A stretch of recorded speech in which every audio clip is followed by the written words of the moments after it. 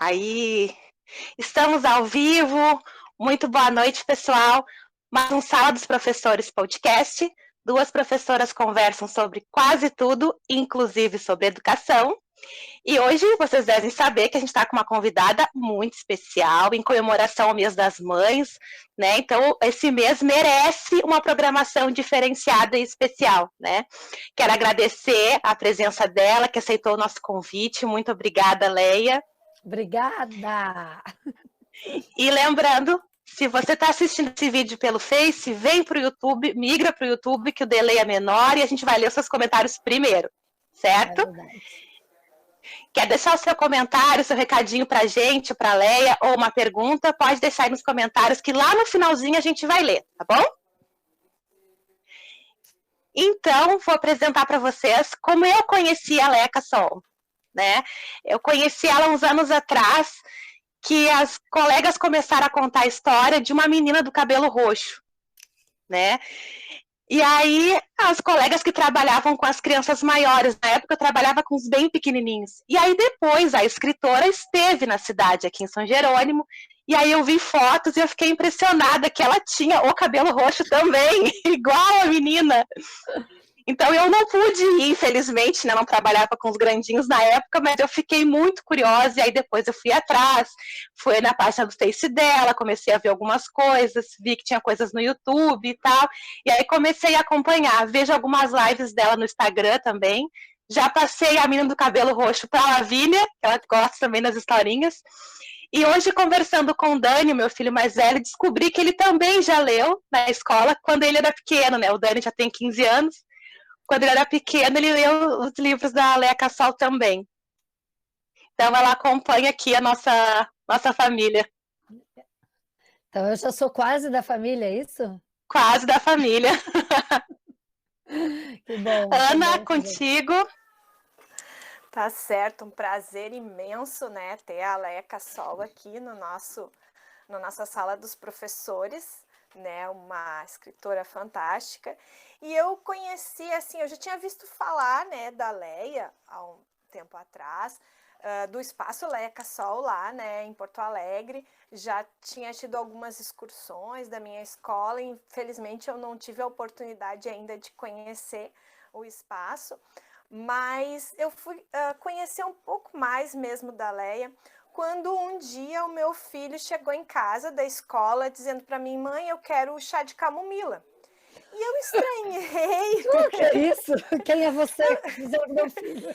É mais ou menos assim, Leia. Eu estranhei porque nem quando ele era bebezinho, aquela coisa, né, a gente tinha de dar chá, né, para acalmar a criança. Depois do banho. Depois do banho, tu dá o chazinho. Isso. E nem ali naqueles primeiros momentos ele não tomava chá. Aí ele chegou um belo dia querendo chá de camomila. E eu disse: ué, tudo bem, vamos fazer, né, o chá de camomila, mas por que tu quer chá de camomila? Aí ele: é que a minha prof lá na escola me contou a história do chá das maravilhas. E aí depois a prof dele fez todo um trabalho com o livro, né, do Chá das Maravilhas, né? A menina do cabelo roxo em O Chá das Maravilhas. E aí foi muito legal, assim, a gente começou. Tá aí o livro. Com licença, e aí que Gisela. Vou botar na frente da Gisela. E aí que eu fui conhecer um pouco mais do trabalho da Leia, assim, né? E o Rafael, quem tá aí nos assistindo, que conhece meu filho, a gente já fez live aqui. Daqui a pouco ele vai aparecer também. Adoro uma live, né? E aí ele que me apresentou mais, assim, a Leia. Mas agora eu queria falar um pouquinho da Leia, né? Algumas coisas assim, para talvez quem não conheça, conhecer quem é Leia Cassol. Depois ela vai se apresentar também, mas eu queria ler um textinho aqui sobre a Leia Cassol. Então, Leia Cassol nasceu no Paraná em 1974. Ela já está revelando a idade. Isso aí é... Tá desligado o microfone, Leia. O microfone tá desligado. Ainda bem, porque eu disse que eu ia fazer 50 anos em 2024. Viu? Não era para ouvir. Em 2024 eu vou fazer 50 anos, minha nossa, vou fazer 47 esse ano. Mas estou bem com essa carinha de... As crianças hoje me deram 30. Eu disse, mas o que eu quero mais? Né? Não, mas sinceramente, quando eu olhei aqui, eu disse, não, mas não pode, ela tem menos. Eu achei que era menos também.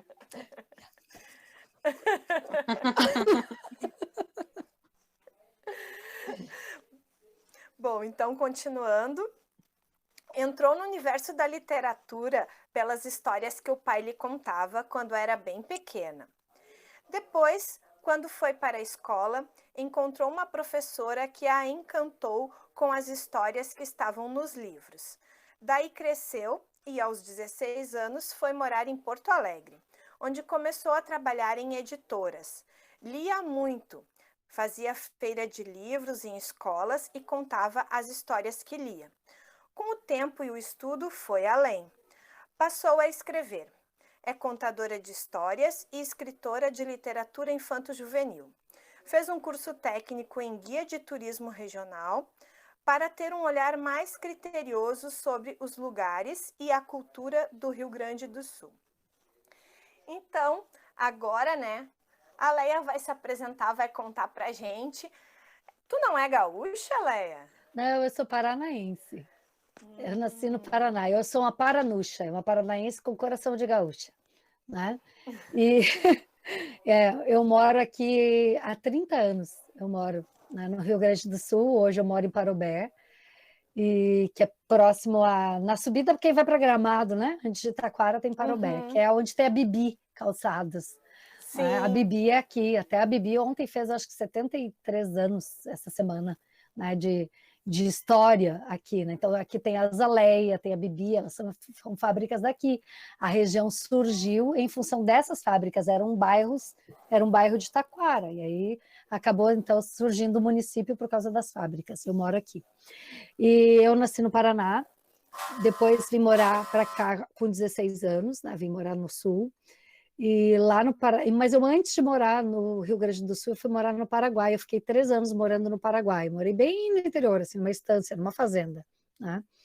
E nessa época, eu digo sempre que eu sempre fui muito leitora na escola, porque na minha casa não tinha livros. O meu pai me contava as histórias que ele trazia na cabeça e no coração.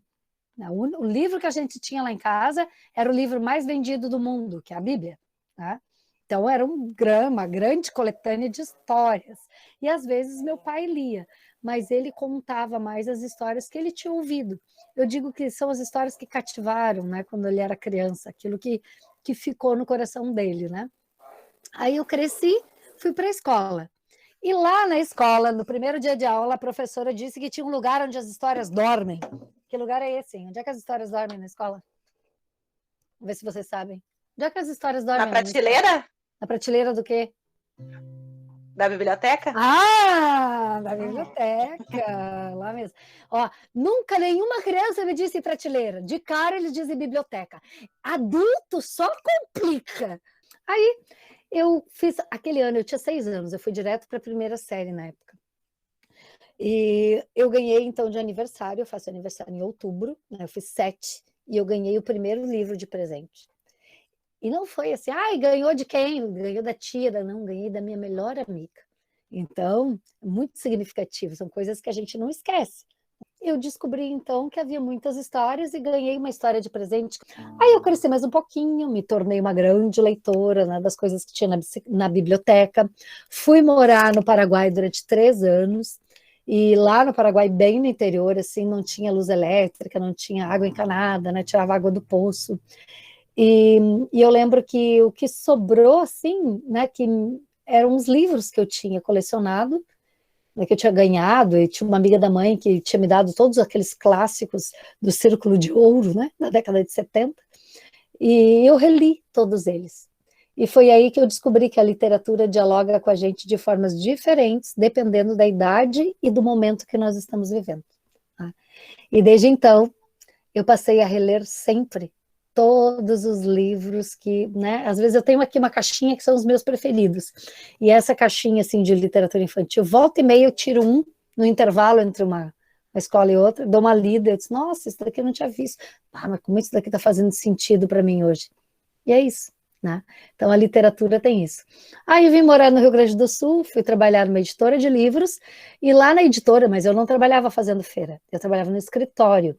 Eu só fui para as feiras porque eu lia muito na hora do intervalo do almoço, tinha o refeitório na Editora Vozes, e eu comia muito rápido para ter mais tempo para ler no depósito, tá? Então eu sentava no meio das prateleiras, eu tinha 16 anos, e eu abria os livros assim, ó, que eu não podia marcar, né? Que era livro de venda, então eu lia assim, ó, com a página, não podia fazer assim, né? Assim, Deus o livre, nem hoje, né? Nunca. Não, chega a me dar uma palpitação quando eu vejo alguém que dobra a capa do livro assim. Eu digo, ele vai morrer de dor na coluna, para, né?